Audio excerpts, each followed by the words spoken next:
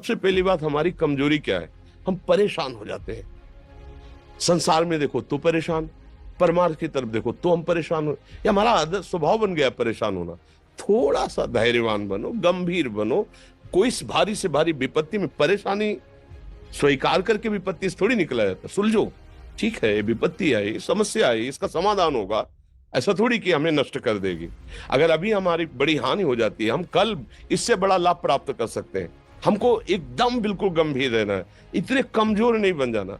अब वो गए तो क्या होगा, अब वो वस्तु गई तो क्या, पद गया तो क्या होगा। प्रयास किया था, ये पद मिला था, इससे बड़ा पद प्राप्त करूंगा, मैं इससे बड़ा महान बनूंगा। ठीक है, एक बार गिर गया, गलती हो गई, दंड भोगूंगा, फिर इससे ज्यादा संयम में रहूंगा। बिल्कुल, मतलब एकदम फ्रेश दिमाग रखना चाहिए। और अपने लोग क्या है, जरा सी बात में एकदम पछड़ा कर लेते हैं, एकदम कमजोर हो जाते हैं। ये बिल्कुल ठीक नहीं है। हम जीवन भर की यात्रा की बात कह रहे हैं, भारी से भारी कष्ट में भी मुस्कुराना, तो हमें बल मिला है, हमें भगवान की कृपा का दर्शन हुआ है, हमें उनका दुलार दिखाई दिया है। अगर ऐसे तो भाग जाते, फिर परमार्थ में थोड़ी चलना होता है। आज जो आप सुन करके लाभ लेने की चेष्टा कर रहे हो ना, ये केवल प्रवचन नहीं है, ये जीवन है।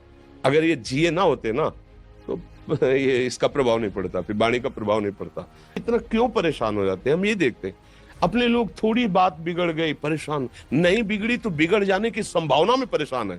आज सुख है, लेकिन कल सुख छिन जाएगा तो हम आज के सुख में सुखी ना होकर कल के दुख की आने की संभावना में हम भयभीत हो। मतलब क्या हमारी सोच रह गई। हमको इतना बलवान बनना है कि सुख और दुख दोनों हमको छू न सके। भारी से भारी सुख की व्यवस्था है तो अहंकार नहीं, हर्षित होकर किसी का अपमान न करे कि हम धनी, हम पदाधिकारी, अमुक। भारी से भारी दुख आया तो हमें किसी के सहयोग की जरूरत नहीं। हम फिर अपने कदम बढ़ाएंगे, हम फिर जुड़ी हुई अपनी भावनाओं को सजाएंगे। मस्त जीवन एकदम। तुम अविनाशी के बच्चे हो। शेर का बच्चा भेड़ों के बीच में फंसकर म्यों म्यों बोल रहा है, बस। अगर दहाड़ना सीख जाए तो कोई भी उसे परास्त नहीं कर सकता।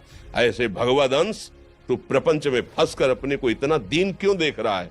तू ऐसा है कि भगवान के दिव्यास्त्र में भी ताकत नहीं तेरे को मार सके। तू अविनाशी का अविनाशी बच्चा है।